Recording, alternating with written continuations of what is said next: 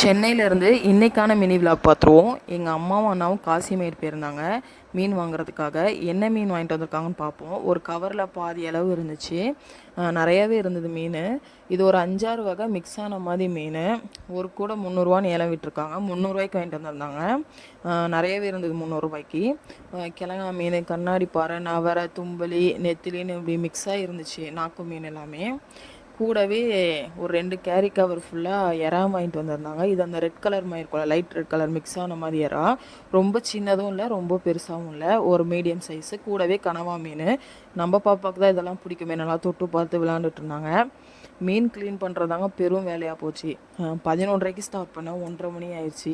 பயங்கர இடுப்பலி. நான் ஒரே ஆள் தான் க்ளீன் பண்ணேன். இதில் என்ன மன நிறைவுனா, அந்த நாக்கு மீனை பார்க்கும்போது தாங்க. நாக்கு மீன் அந்த தோல் உரிக்கும் போது நல்லா ஜாலியாக இருந்துச்சு. நாக்கு மீன் பார்த்ததெல்லாம் போதும், ஓ நாக்குக்கு தெம்பு எடுத்துன்னு அப்போ தான் மைண்டு சொன்னோன்னே ஃப்ரிட்ஜில் போய் ஏதாவது இருக்கான்னு பார்த்தா ஒரு ஐஸ் டப்பா இருந்துச்சுங்க. சரி ஐஸ் தான் இருக்கும்னு ஆசையாக பார்த்தா அந்த ஐஸ் ஆல்ரெடி எல்லோரும் காலி பண்ணி தான் வச்சுருக்காங்க. பட் இருந்தாலும் இருந்ததையும் நான் ஸ்பூன் போட்டு எடுத்து நக்கி ஓரளவு தெம்பேற்றினதுக்கப்புறம் எறாவையும் க்ளீன் பண்ணிடலான்னு சொல்லி உட்காந்தோம். ஏன்னா எறாவை க்ளீன் பண்ணாமல் மறுபடியும் நம்ம ஃப்ரிட்ஜில் வச்சுட்டு திருப்பி எடுத்து க்ளீன் பண்ணுறதுனா ஒரு நாள்ன்றது 4 நாள் கூட ஆகும். ஏன்னா நம்ம அப்படி தான். அதனால் கையோடு க்ளீன் பண்ணிடலான்ட்டு இதுக்கு ஒரு 3/4 மணி நேரம் ஆச்சு. கையோடு க்ளீன் பண்ணி அதையும் கையோட ஃப்ரெஷ்ஷாக எல்லாம் நானும் குளிச்சுட்டு வீட்டையும் குளிப்பாட்டிட்டு பார்த்தா சரியான பசிங்க. நான் மீன் க்ளீன் பண்ணுற கேப்பில் எங்கள் அம்மா கணவாயை க்ளீன் பண்ணி ஒரு கிரேவி மாதிரி வச்சுருந்தாங்க.